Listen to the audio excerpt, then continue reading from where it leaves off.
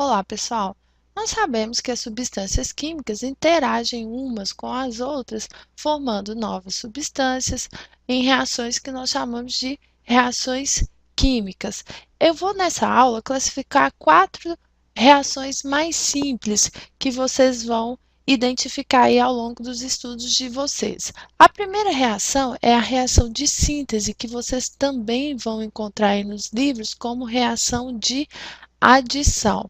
Na reação de síntese, eu tenho, por exemplo, na reação total, substâncias simples. Então, imagine que o gás hidrogênio reagindo com o gás oxigênio são simples, uma vez que são formados apenas por o hidrogênio apenas por átomos de hidrogênio e o oxigênio apenas por átomo de oxigênio, e eles vão aí formar uma substância única, que é a água, que é uma substância composta. Aqui, então, nós temos um exemplo de síntese total, em que substâncias simples vão formar aí uma substância mais complexa, composta.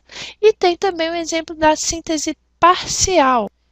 Imaginemos aqui a reação, por exemplo, do hidróxido de sódio, de cálcio, mais a água, reagindo e formando aí, ó, desculpe, hidróxido não, óxido de cálcio reagindo com a água e sim formando o hidróxido de cálcio. Aqui nós temos um exemplo de síntese que é parcial. Por que eu chamei de parcial? Na total, a partir de substâncias simples, nós vamos formar uma composta mais complexa. Aqui nós também formamos uma substância mais complexa, porém eu já tenho aqui entre os reagentes substâncias que são compostas. Então, em resumo, na reação de síntese, eu tenho substâncias reagindo entre si e formando novas substâncias, novos compostos. Continuando, o segundo exemplo de reação é a reação de decomposição, que vocês podem encontrar aí também com o nome de reações de análise. Nas reações de decomposição, uma substância mais complexa, ela vai se dividir em duas substâncias mais simples. Então, imagine aqui a divisão do KClO3 em duas moléculas de KCl mais 3 moléculas de oxigênio. Então, eu tenho uma molécula aqui bem mais complexa, sendo aí decomposta em duas moléculas um pouco mais simples. Imagine também o exemplo aqui, ó, do HGO se subdividindo aí, vou colocar aqui 2 HGO em 2 Hg mais oxigênio. Então, eu parto de uma substância mais complexa, formando substâncias mais simples. Isso caracteriza, então, as reações de decomposição. Já nas reações de deslocamento, um terceiro tipo de reação que vocês podem encontrar aí também com o nome de reações de troca simples, o que nós vemos é o seguinte: nós temos aqui, já desenhei aqui o exemplo, já escrevi para vocês a equação. O ferro, substância simples, vai reagir com essa substância mais complexa.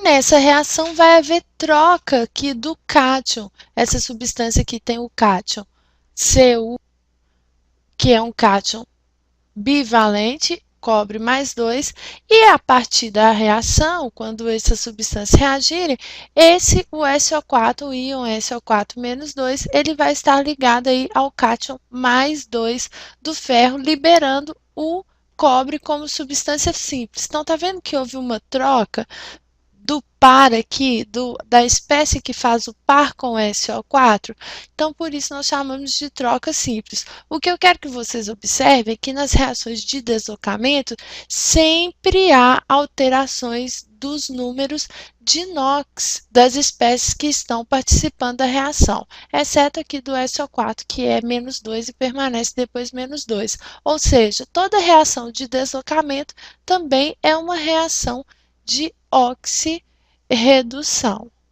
ok?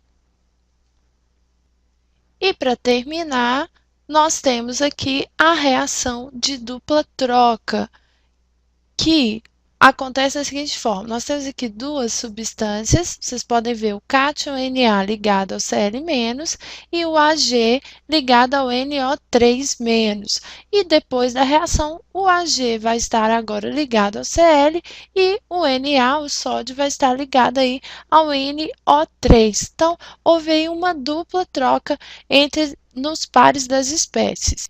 Um exemplo muito comum de reação dupla troca são as reações entre ácidos e bases. Então, imagine aqui o HCl reagindo com o hidróxido de sódio, formando aí um sal, que é o NaCl, mais a água. Vou escrever a água assim, só para vocês verem por que é dupla troca. O H antes acompanhava o cloro e agora ele acompanha aqui, ó, o íon OH-. Já o sódio, antes que acompanhava o íon OH-, agora acompanha aí o íon cloro, ou seja, houve aí uma dupla troca nos pares dos elementos que participavam aí das substâncias químicas, tá bom?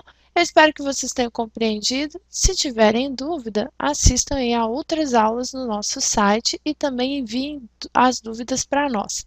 Um grande abraço!